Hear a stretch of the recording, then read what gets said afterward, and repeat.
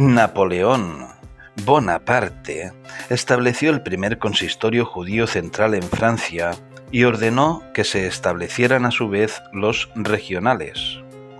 El consistorio era un organismo que gobernaba las congregaciones judías de una provincia o de un país, también el distrito administrado por el consistorio. La emancipación política de los judíos requería la creación de un organismo representativo que pudiera realizar transacciones oficiales con un gobierno en nombre de los judíos, cuyas clases cultas deseaban la reforma religiosa y apoyaban la creación de un organismo investido de autoridad para dictar decisiones religiosas.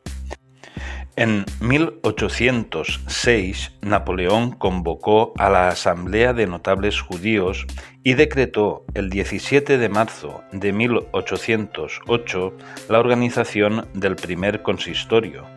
Según el decreto, cada departamento que contuviera 2.000 judíos podía establecer un consistorio.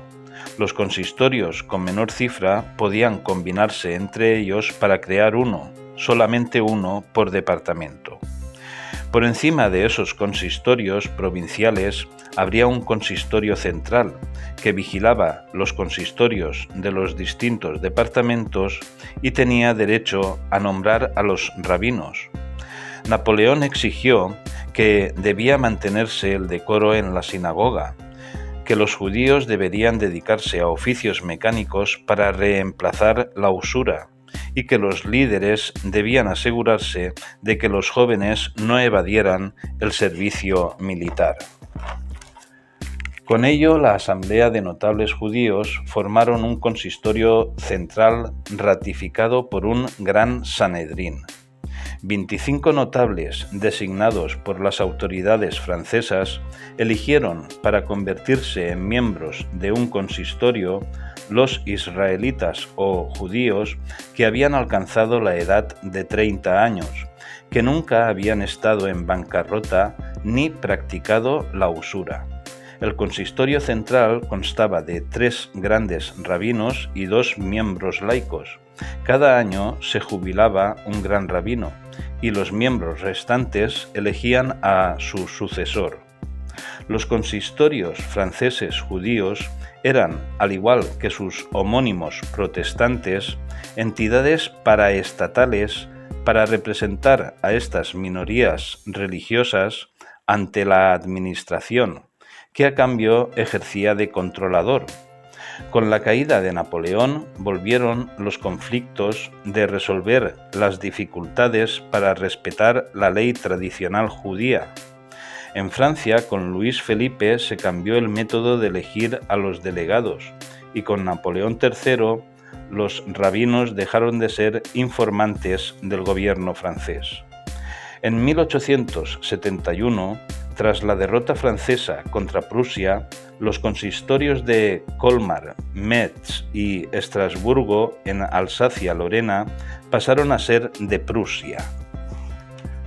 En 1872 se introdujo el sufragio universal en las elecciones de los consistorios franceses. Por la ley francesa de 1905 sobre la separación de las religiones y el Estado, los consistorios judíos en Francia perdieron su condición de corporaciones de culto de derecho público.